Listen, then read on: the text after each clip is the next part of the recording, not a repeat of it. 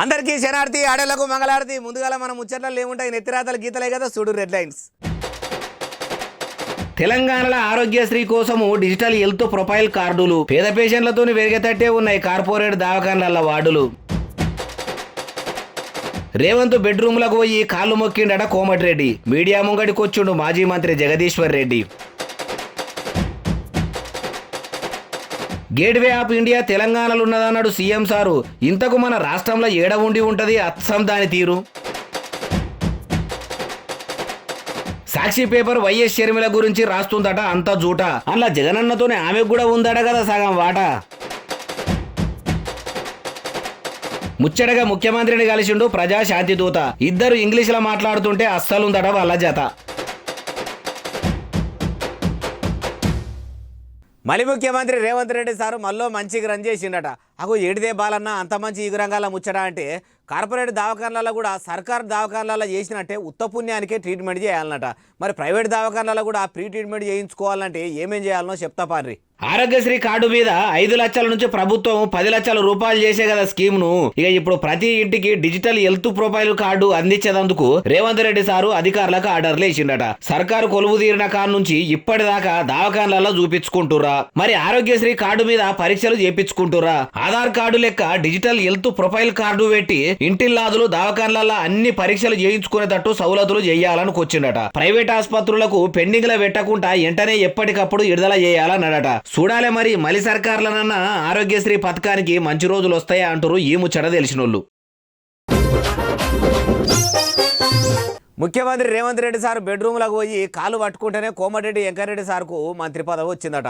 అగో ఏం మాట్లాడుతున్నావే బాలన్న. వెంకరెడ్డి సార్ పతిహారం చూసి అధిష్టానం పిలిచి మరి రోడ్లు బంగ్లాల మంత్రి బాధ్యతలా పైపింది.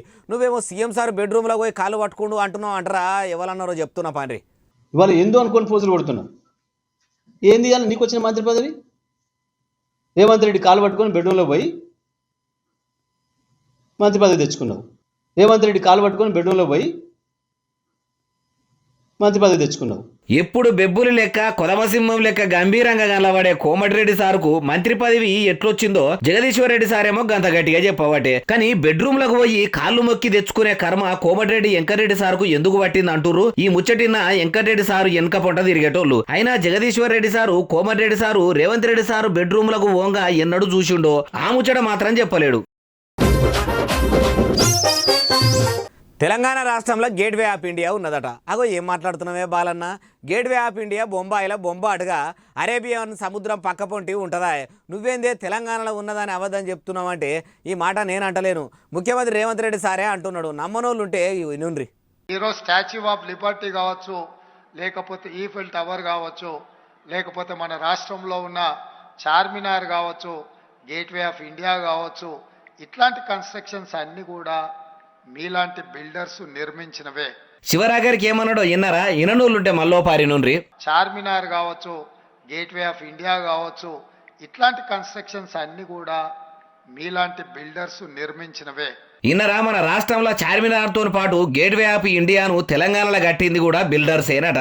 మరి రాష్ట్రంలో చార్మినార్ ఉన్నదైతే అందరికీ తెలుసు కానీ ఇన్నొద్దుల కోలే తెలంగాణలో గేట్వే ఆఫ్ ఇండియా ఏడున్నదో మాత్రం ఇప్పటికీ తెలుస్తలేదు. ఏడున్నదో రేవంత్ రెడ్డి సార్కు ఎరుకున్నట్టున్నది. ఒకవేళ చూడాలనిపిస్తే చక్కగా పోయి సార్నే అడగాలంటారు ఈ ముచ్చట తెలిసినోళ్ళు. దవాఖానలో ట్రీట్మెంట్ తీసుకున్నప్పటి నుంచి కోమటిరెడ్డి వెంకరెడ్డి సార్ దమాక్ చక్కగా పనిచేస్తలేదా ఎట్లా? ఊ అంటే గరానికి వస్తుండు, ఆ అంటే గరానికి వస్తుండు. ఎవరితో ఎట్లా మాట్లాడాలను, ఎప్పుడేం మాట్లాడాలను అర్థం కాక అంటనే ఉన్నాడట.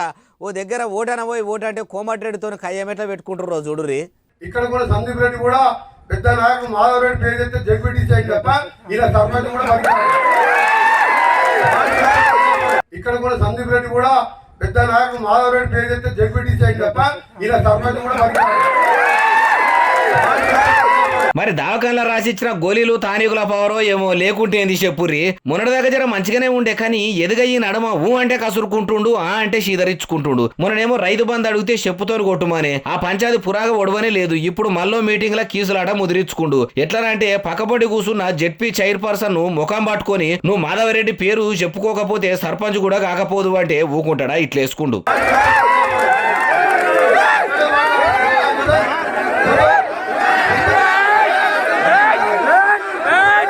నువ్వు మంత్రి అయితే నాకేంది, నువ్వు నా దగ్గరకు వచ్చి నన్నంటవా అనే వరకల్లా గల్లర గడబడ కాగానే రక్షక భటులు రంగంలకు దిగిర్రు. పోలీసులు ఆగబడుతున్నా ఆగుతలేడు. అగో మినిస్టర్ అయినంత మాత్రాన మీటింగ్ లో నా గాడుపు తీస్తాడా అని ఆగబడుతున్న కాకిలనే అడుగుతుండు. వాళ్ళేం చేస్తారు చెప్పుండ్రి. అయినా ప్రైవేట్ దవాఖానలో చూపించుకుండు కదా కోమటిరెడ్డి వెంకటరెడ్డి సారు, ఆ మందులు గోళీలు పడతలేవా ఏందో. సర్కారు దవాఖానలన్నా ట్రీట్మెంట్ చేయిస్తేనన్నా కోమటిరెడ్డికి కోపం తక్కువైతుందేమో అంటారు ఈ ముచ్చట తెలిసినోళ్ళు.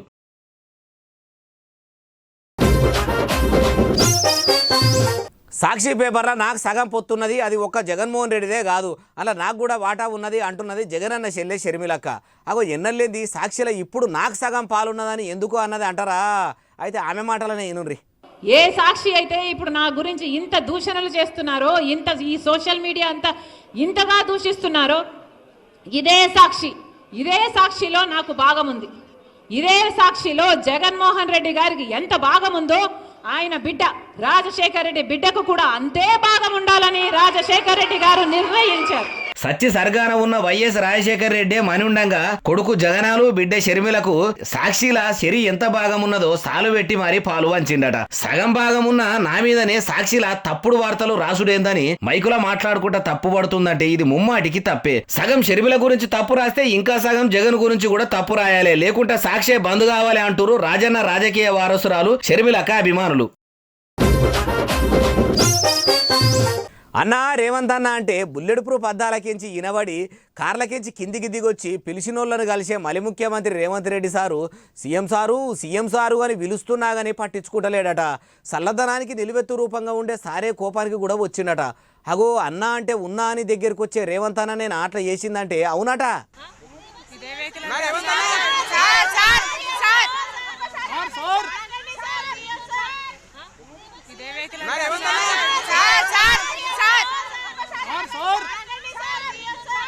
అన్నా రేవంత్ అన్న అని మొగోళ్ళు సార్ అని ఆడోళ్ళు అందరు కలిసి గట్టిగానే ఒర్రుతున్నా కారు ఆపలేడు, అన్నోళ్ళ దగ్గరికి రాలేడు. మరి కొత్త కాన్వాయ్ కొన్నాక బయట సౌండ్ లోపలికి రాకుండా బందోబస్తు సౌండ్ ప్రూఫ్ డోర్లు అద్దాలు చేయించుకుండా ఎట్లా? ఇక సార్ గెలవకపోయాయని నిరాశతోని దవాఖాన్ల మంత్రి దామోదర సార్ దగ్గరికి ఆశతోని పోయి మేము స్టాఫ్ నర్సులం సారు, మేము కరోనా టైంలో పానాలు పరంగా పెట్టి మరి పబ్లిక్ కు పానాలు కాపాడినాం, మా మీద దయచూడుండ్రి అంటే మీరేమైనా పుక్యానికి చేసిరా, పైసలు తీసుకోలేదా అని బాగానే గరానికి వచ్చిండట. మేము పాలకులము సేవకులమని పదవులు ఎక్కినప్పుడు ఈ మానంది తిన్నారు, ఇప్పుడేమో నిజమైన సేవకులు వచ్చి సాయం అడిగితే గిట్ల మాట్లాడు ఏంది అంటారు ఈ ముచ్చట తెలిసినోళ్ళు. రైతు బంధు పడతలేదని అడిగిన వాళ్ళు నువ్వు చెప్పుతోని కొట్టురని బంగ్లాల మంత్రి కోమటిరెడ్డి వెంకటరెడ్డి సార్ అనే కదా. అయితే అన్నది వాజీవే కానీ నేను అన్నది అట్లా కాదంటుండు. అగు అందరి ముఖంటే బయటకు అన్నాడు, మళ్ళా ఇప్పుడు అట్లా అనలేదు అంటే మరెట్లా అన్నాడో మంత్రి గారిని అడిగి తెలుసుకుందాం. పారి నేనేమన్నా 70% మందికి ఇచ్చిన కొందరు మిగిలింది, వాళ్ళకు కూడా 2-3 రోజులు ఇస్తున్నాం.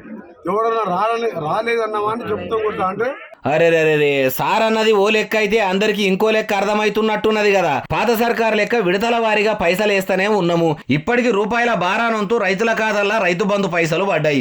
ఇంకో పావులంతు అన్నదాతలకు కూడా 2-3 దినాలనే పడతాయి. ఇంకో పావులంతు మిగిలింది. ఆ పైకం కూడా అన్నదాతలకు కూడా 2-3 దినాలనే పడతాయి. అప్పుడు పడతలేవని అన్నోని చెప్పుతోని కొట్టుండ్రని అనుకోవచ్చునా అని చెప్పుకోవచ్చుండు.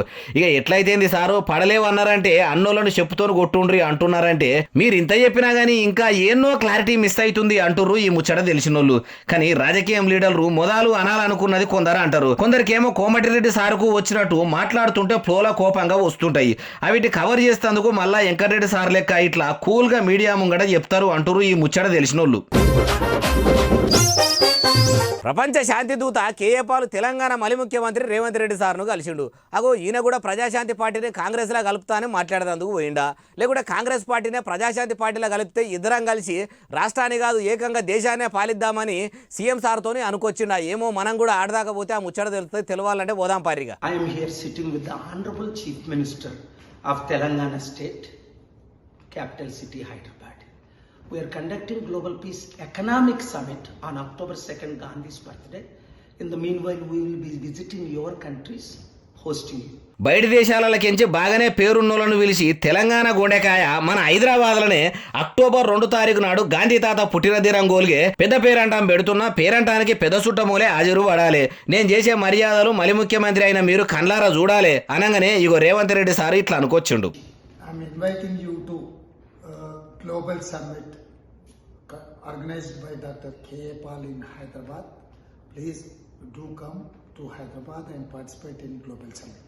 ఇన్నర్ కదా కేఏపాలు పెట్టే కార్యానికి రమ్మని అంత కాయిస్గా ఇంగ్లీష్లో అడిగే నేను పోకుంటే బాగుంటుందా, అందుకే నేను ఆ పెద్ద పేరాంటానికి హాజరు పడుతున్నా అని ఇంగ్లీష్లోనే చెప్పిండు. మరి ఇద్దరు సార్లు ఇట్లా ఇంగ్లీష్లో మాట్లాడుతుంటే బయట దేశాలకు బాగానే అర్థమై వస్తారు కావచ్చు, కానీ ఇద్దరు ఇంగ్లీష్లోనే మాట్లాడు చూసి అబ్బా ఏమన్నా మాట్లాడిర్రా, ఒకళ్ళు మించి ఒకళ్ళు ఇంగ్లీష్ను ఇరుగా తీసిండ్రు కదా అంటారు ఈ ముచ్చట తెలిసిన వాళ్ళు. ఏపీ సీఎం జగన్మోహన్ రెడ్డి నాకు తెలియదు అంటుంది రాజన్న రాజకీయ వారసురాలు జగనన్న చెల్లె షర్మిలక్క. ఆయన నెత్తురు వంచుగా పుట్టిన చెల్లెనే నేను, ఆయన నాకు అన్ననే, అయినా కానీ నాకు అస్సలు ఎరకలేదు అంటుంది. మా అన్న నాకు తెలియదంటే ఆమె పక్కపొంటున్న వాళ్ళు కూడా సప్పట్లు కొట్టుకుంటా ఎంకరేజ్ చేస్తున్నారు. ఎందుకు అట్లా అంటుందో మీకు ఏమైనా అర్థమవుతుందో చూడురు. మరి జగనన్నతో నాకేమీ ద్వేషం లేదు, ఆయనది కూడా నా రక్తమే. కానీ జగనన్న ముఖ్యమంత్రి అయిన తర్వాత మనిషి మారిపోయాడు.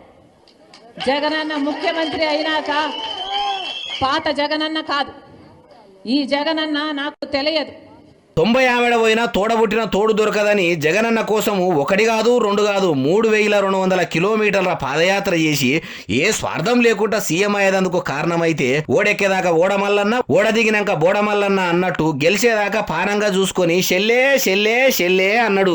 గెలిచినాక తోడబుట్టినోడే తోడేలు లెక్క మారిపోయిండు. మునుపటి జగనన్న అయితే ముమ్మాటికి కాదు, ఆ జగనన్న వేరు ఈ జగనన్న వేరు అని జనమందరికీ వివరిస్తుంది.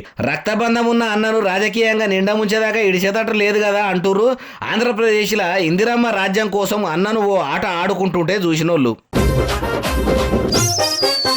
పాత ప్రభుత్వం పతారకు కూడా నూసుకొని యంత్రలక్ష్మి పథకము తెలంగాణ మళ్ళీ సర్కారన్న మళ్ళా కనబడుతుందా?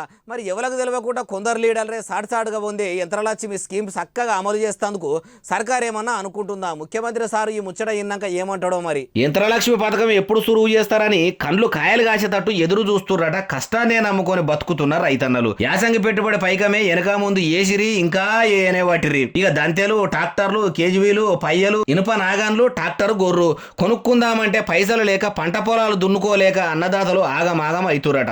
పాత సర్కార్లో కూడా యంత్రలక్ష్మి పథకాన్ని ప్రభుత్వ అధికారులు లీడర్లు అంతా పట్టించుకున్నట్టు అనిపించలేదు. మరి ఈ గవర్నమెంట్ అన్న రైతన్నల గోసలు అర్థం చేసుకుని యంత్రలక్ష్మికి ఇప్పటికైనా బారసాల చేస్తుందా, లేకుంటే ఇంతజాం చేస్తుందా? యంత్రలక్ష్మి పేరు గిట్లా మార్చి ఇందిరా ట్రాక్టర్ లక్ష్మనో, సోనియా యంత్రలక్ష్మనో పథకం పేరు గిట్లా పెట్టాలని చూస్తుందా అని ఆలోచనలో పడ్డారట రైతులు. 2 శైలు లేకున్నా ఓ పిల్లగాడు చూడసక్కదనంగా బొమ్మలు గీస్తున్నాడు. అగో శైలే లేవు అంటున్నావు, మళ్ళీ బొమ్మలు వేస్తున్నాడు అంటున్నావు, ఏంది అంటారా? అవునులా నిజంగా 2 మొండి శైలే అయినా కానీ అయోధ్య రాముల వారి బొమ్మేసిండు. మరి హనుమంతుడే ఆయన రూపంలో వచ్చి వేస్తున్నాడో ఏమో అనిపిస్తుంది. కావాలంటే మీరే చూడుర్రి. 2 చేతులకు చిట్కెనేలు కా నుంచి పెదనేల దాకా 10 ఏళ్ళు కూడా ఉన్న పెన్ను పెన్సిల్ సక్క పట్టుకోరాదు, కొందరికి రాయరాదు. అటువంటిది ఈ పిల్లగాడు మాత్రము మొండి శైలతోనే బాలరాముల వారి రూపాన్ని వేస్తున్నాడంటే ఏంది? ఎంత పట్టుదల ఉంటే ఇంత మంచిగా వస్తుంది చెప్పుర్రి. ఈయనది ఎక్కడో గానీ బొమ్మను అట్లా బొంబాటుగా దించుడు చూసి అందరూ తారీపు చేస్తుర్రు. ఇక కాళ్ళు రెక్కలు సకా ఉన్నా గానీ కట్టెలు కొట్టురా శివ అంటే కాళ్ళు గుంజుతున్నాయి అవ్వ, చిప్ప తెచ్చుకోరా శివ అంటే గట్ల చెప్పు మా అవ్వ అని పని తప్పించుకొని తిండికి ఎగబడేటోళ్ళు ఇసొంటోళ్ళను చూసి నేర్చుకోవాలని అంటారు. ఈ వీడియో ఇంటర్నెట్లో ఇరుగమరగా తిరుగుతుంటే తింపుకుంటా మళ్ళా వేరేటోళ్ళకు పంపుతున్నోళ్ళు. ఇగో ఇవి ఇవాళ నేను తెచ్చిన ముచ్చట్లు ఎట్లున్నాయి అసలు ఉన్నాయిలే, మళ్ళీ తెస్తూనే ఉంటా. మీరు మాత్రం చూస్తూనే ఉండాలి. ఎస్ఎస్సీ డిజిటల్ సబ్స్క్రైబ్ చేయరి, కామెంట్ చేయరి, లైక్ చేయరి. ఉంటా మరి. సెలవు శనార్థి, దండం పబ్బతి.